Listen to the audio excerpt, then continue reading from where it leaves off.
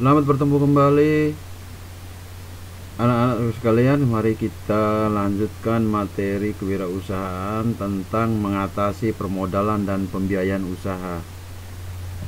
Kita akan belajar ada beberapa materi.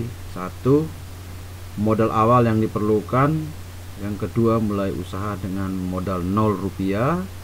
Yang ketiga, cara mendapatkan modal usaha. Yang keempat, syarat mengajukan kredit. Yang kelima, jaminan. Dan yang keenam, poin penting menyusun surat penjaminan kredit. Nah, kita lihat yang pertama tentang sumber pembiayaan. Nah, mengacu pada Undang-Undang Nomor 20 Tahun 2008, sumber pembiayaan UMKM dan koperasi adalah ada 3, yaitu pemerintah, dunia usaha, dan masyarakat.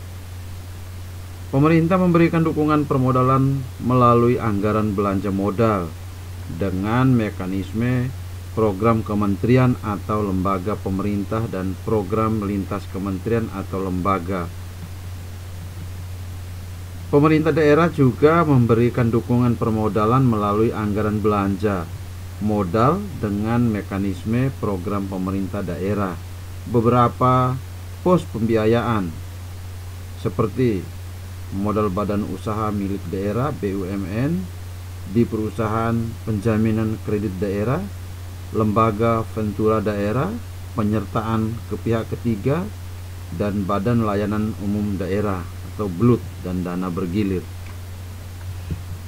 Sedangkan sumber pembiayaan dari dunia usaha diselenggarakan oleh lembaga jasa keuangan, yakni bank, dengan berbagai skema yang dilakukan secara terbuka di bawah otoritas pengendalian dan pengawasan OJK, Otoritas Jasa Keuangan. Lembaga jasa keuangan bukan bank, seperti lembaga pembiayaan modal ventura, sewa guna usaha atau leasing, gadai, dan koperasi simpan pinjam, dan lain-lain. Ada beberapa permasalahan terkait sumber pembiayaan seperti ini, yakni 1, lembaga jasa keuangan yang masih belum membuka akses dan informasi kepada banyak UMKM. Nah, di sini disadari bahwa salah satu hambatan peningkatan pembiayaan UMKM dan koperasi adalah karena akses dan informasi produk pembiayaan dari lembaga jasa keuangan ini yang belum dibuka luas dan diterapkan secara adil bagi semua UMKM dan koperasi. Dan yang kedua, lembaga jasa keuangan yang masih mengharuskan anggunan yang cukup, jaminan yang cukup. Kemudian yang ketiga, peruntukan penyaluran kredit dominan masih ke sektor perdagangan, sedangkan ke sektor pengolahan dan pertanian masih sangat minim jumlahnya. Dan yang keempat, lembaga jasa keuangan yang memiliki penyaluran pembiayaan kepada usaha menengah dibandingkan kepada usaha kecil dan mikro. Dan yang kelima, ada beberapa kegiatan usaha seperti industri kreatif dan wirausaha belum menjadi sasaran pembiayaan. Dan yang terakhir adalah keterbatasan alokasi anggaran pemerintah untuk menyediakan pembiayaan UMKM dan koperasi karena masih ada prioritas-prioritas yang lain. Sebelum menjalankan usaha, terkadang seseorang itu sudah berpikir memerlukan banyak modal untuk membeli berbagai perlengkapan yang digunakan untuk dia berwirausaha. Nah, sebenarnya untuk keperluan apa sajakah seorang membutuhkan modal usaha sebelum memulai usaha ini? Memang banyak hal yang perlu dipersiapkan oleh seseorang untuk membuka usaha. Namun demikian, jika disederhanakan, modal tersebut sebenarnya hanya diperlukan untuk hal-hal seperti ini, seperti sewa lokasi, pengadaan peralatan, biaya pembelian bahan baku, keperluan uji coba produk. Nah, untuk sewa lokasi sangat diperlukan bagi seseorang sebelum memulai usaha. Sesempurna apapun desain usaha yang telah dirancang oleh seorang wirausahawan, namun jika lokasi sebagai tempat usaha membuka usaha tidak ada, maka desain usaha tersebut yang sudah ia lakukan akan sia-sia. Nah, terkadang seseorang harus mengeluarkan biaya yang cukup mahal untuk mengadakan lokasi, apalagi jika lokasi tersebut harus membeli terlebih dahulu atau menyewa dengan harga mahal. Nah, seperti kita di NTT ini, ya berbagai daerah dengan harga lokasi yang berbeda-beda. Kalau di Ende ya lumayan mahal. Itu menurut pendapat saya karena saya pelaku di bidang itu. Kemudian yang kedua, pengadaan peralatan. Nah, komponen selanjutnya yang harus dimiliki oleh seseorang sebelum memulai menjalankan usahanya adalah peralatan. Nah, berbagai peralatan ini harus disiapkan terlebih dahulu, baru orang ini akan memulai usahanya. Tanpa peralatan memadai, maka seorang tidak akan maksimal dalam menjalankan usahanya. Nah, oleh sebab itu, banyak orang beranggapan bahwa dengan membeli peralatan lengkap, usahanya akan berjalan dengan baik. Pada akhirnya mereka memerlukan banyak biaya untuk pengadaan peralatan tersebut. Dan yang ketiga adalah biaya pembelian bahan baku. Setelah lokasi, kemudian peralatan, nah semuanya sudah ada, dan perlengkapan tadi yang ada, kalau sudah memadai, maka sebelum memulai menjalankan usahanya, seseorang itu yang mau berwirausaha ini juga harus menyiapkan terlebih dahulu bahan baku yang akan diolah menjadi produk yang siap dijual ke pasaran. Banyak orang beranggapan bahwa tanpa bahan baku itu mereka tidak akan mampu menjalankan usahanya, sehingga mereka harus mengeluarkan banyak biaya untuk mengadakan bahan baku ini. Dan yang keempat adalah keperluan uji coba produk. Komponen lain yang banyak membutuhkan modal di awal adalah pengembangan produk.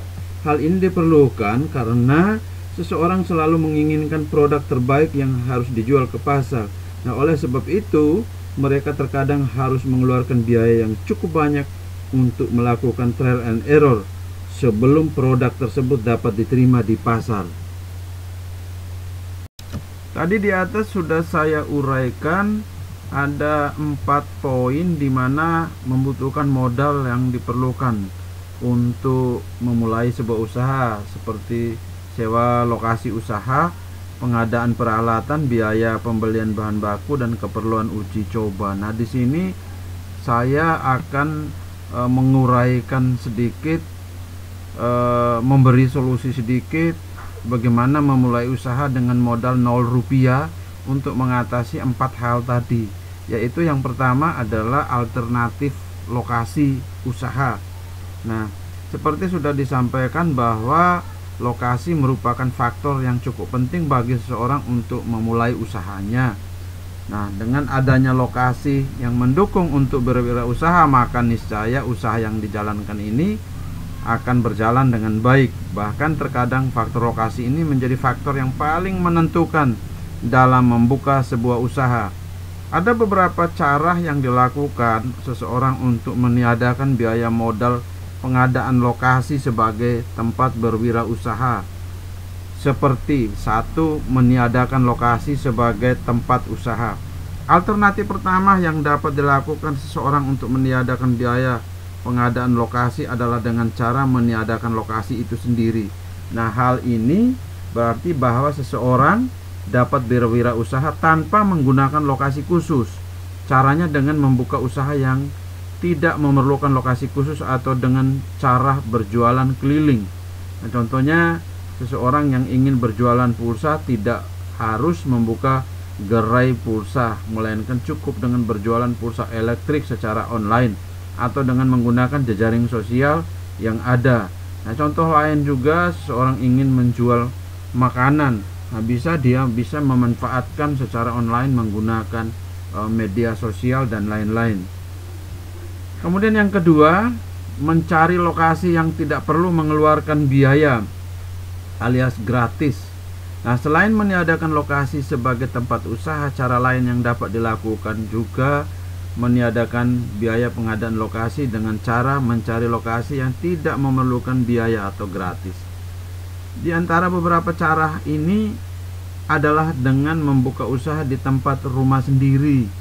di lokasi milik keluarga, lokasi yang masih gratis atau free, atau bahkan lokasi yang tidak ada pemiliknya sehingga setiap orang bisa bebas menggunakan lokasi tersebut untuk membuka usahanya. Kemudian yang ketiga, menggunakan sistem bagi hasil.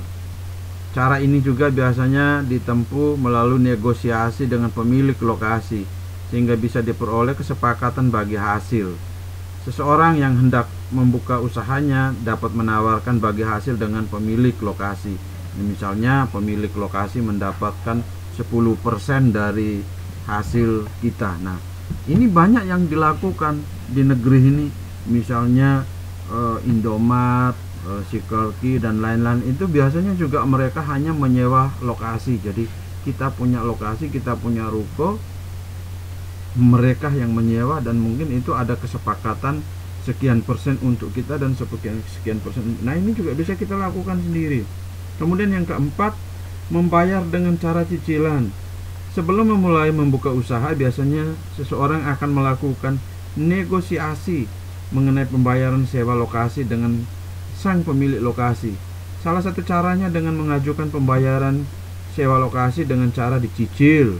Dengan demikian, maka pemilik lokasi usaha dan pemilik lokasi mau bahwa usaha yang dijalankan, yang kita jalankan ini, kita akan pelan-pelan membayar secara cicil beberapa bulan atau beberapa tahun untuk mencapai target yang kita harapkan itu.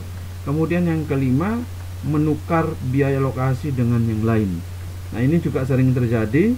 Walaupun cara ini terkesan jarang dilakukan, tetapi memang pada kenyataan di lapangan itu sering sekali terjadi ada pertukaran-pertukaran seperti ini. Seperti saya sewa rukonya, dia bisa menggunakan mobil saya, atau dia bisa tinggal di rumah saya dan lain-lain. Banyak cara lah. Kemudian yang keenam adalah sistem sewa dengan bayar di belakang. Nah, cara lainnya untuk meniadakan biaya sewa lokasi di awal menjalankan usaha adalah dengan cara menyewa lokasi tersebut, namun sistem pembayarannya ada di belakang. Jadi dalam beberapa tahun baru dibayar atau dicicil sampai lunas.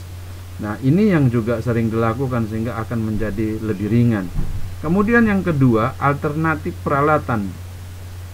Selain lokasi, faktor lain yang sangat mempengaruhi seseorang untuk menjalankan usaha seperti telah saya sampaikan tadi adalah peralatan ya.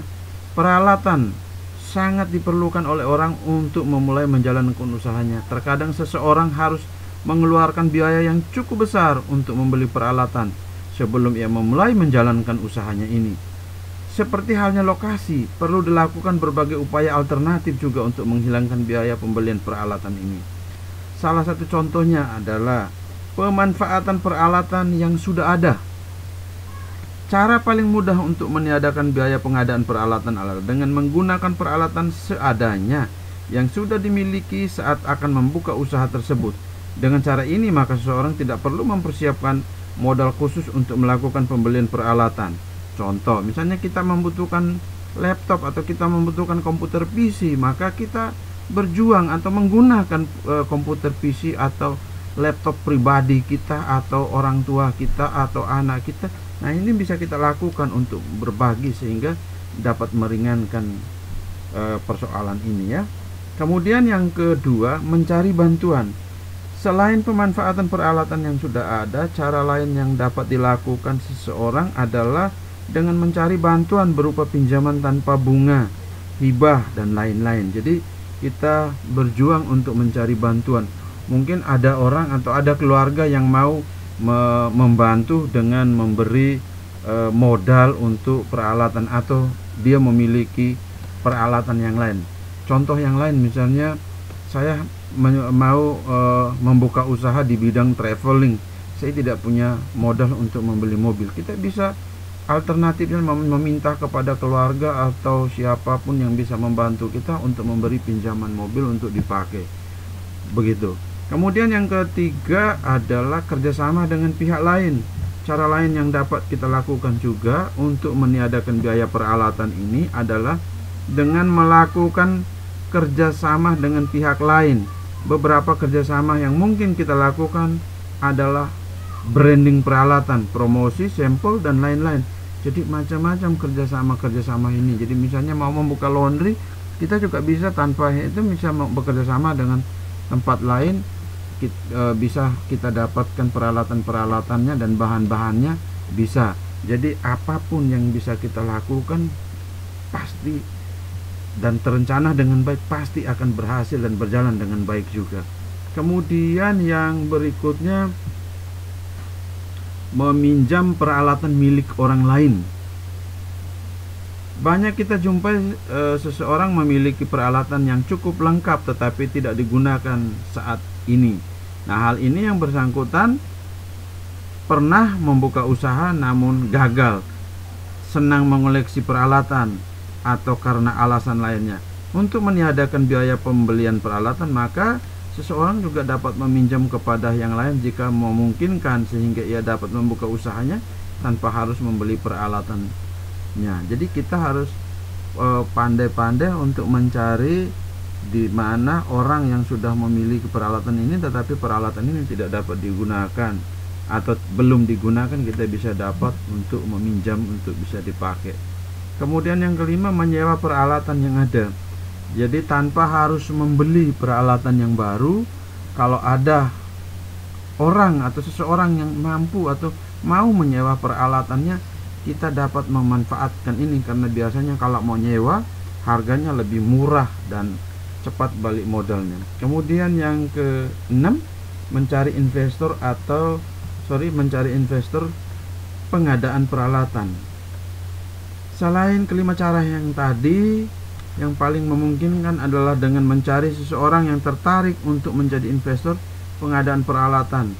Sebagai timbal baliknya, seseorang yang hendak membuka usaha dapat memberikan profit sharing atau bagi keuntungan yang disepakati bersama. Nah, dengan demikian maka solusi untuk alternatif peralatan ini dapat tercapai. Kemudian yang ketiga adalah alternatif bahan baku. Nah, ada beberapa cara yang dapat dilakukan untuk meniadakan biaya modal untuk pembelian bahan baku, yaitu satu, pengalihan biaya kebutuhan sehari-hari. Nah, setiap hari orang selalu membutuhkan biaya untuk hidup, misalnya biaya untuk makan, minum, dan lain-lain. Nah, biaya inilah yang pada akhirnya kita alihkan untuk digunakan sebagai modal pembelian bahan baku yang akan dipasarkan. Sebagai contoh, seorang yang berjualan kue atau makanan di mana ia tinggal bersama kedua orang tua dan keluarga besarnya, sehingga di rumah yang ia tinggali itu misalnya ada 6 orang. Jika dalam sehari rata-rata mereka makan 3 kali, makan tidak harus disediakan 18 porsi dan lain, pokoknya hitungannya itu besar. Nah, ini juga bisa kita membantu untuk membuat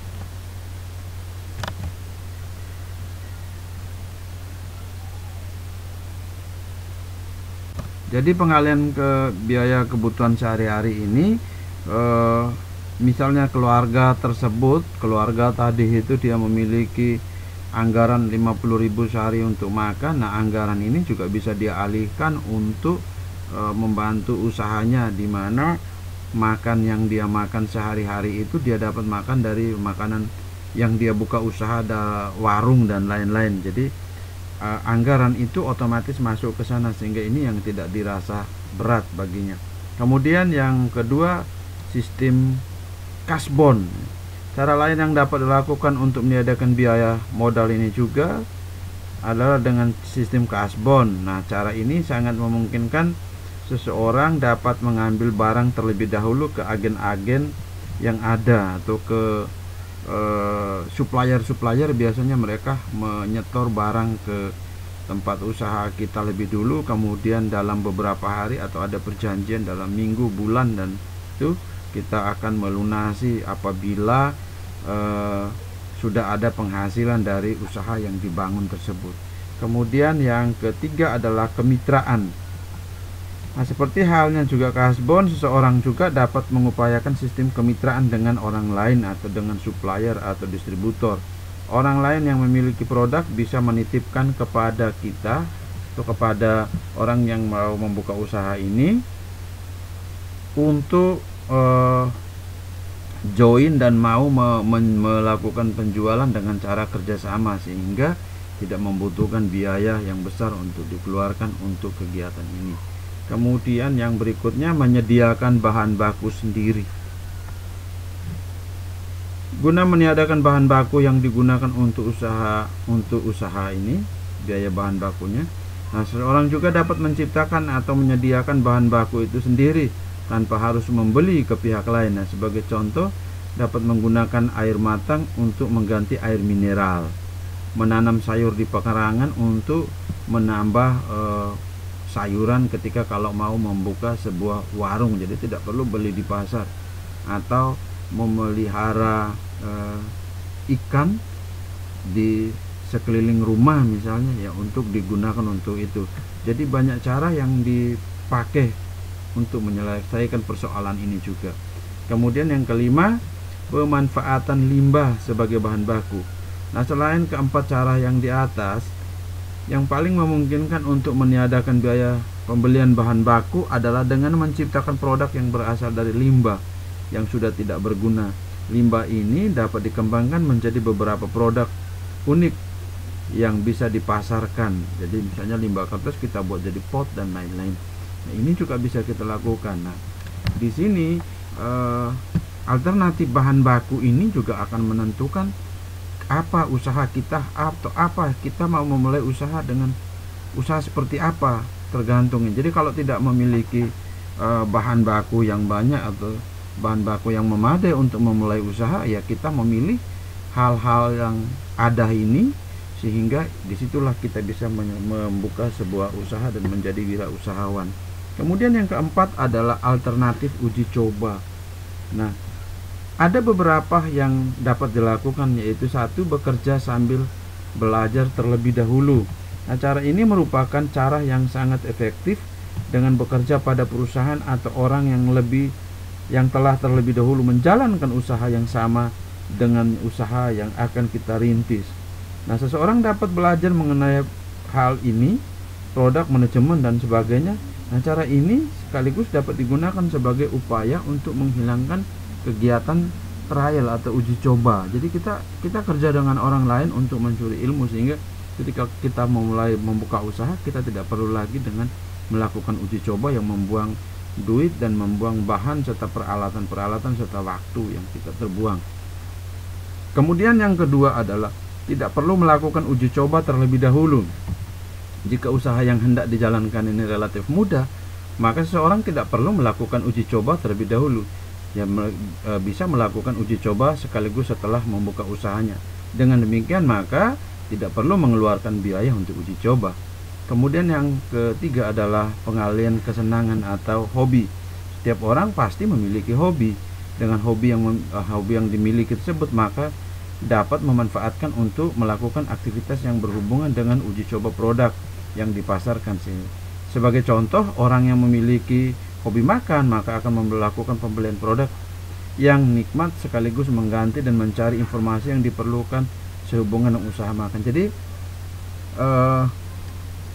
kalau mau membuka warung makan, biasanya orang-orang yang hobinya makan itu dia sudah tahu makan rasa apa, berarti kebutuhan bahannya apa, semuanya, total harga berapa, di mana lokasinya, siapa yang datang makan, pasti dia sudah itu. Jadi sebenarnya dia tidak perlu menguji coba lagi, karena dia sudah tahu bahwa apa yang diracik dan apa yang dihasilkan output masakan itu semuanya akan dapat dipercaya bahwa itu benar-benar enak dan berkualitas.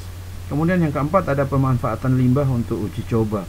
Selain itu, untuk meniadakan biaya uji coba produk, seseorang juga dapat memanfaatkan limbah yang ada untuk dijadikan produk yang dapat dipasarkan. Dengan cara ini maka seseorang akan mendapatkan bahan baku gratis selama ia belajar mengembangkan produk yang dipasarkan tersebut.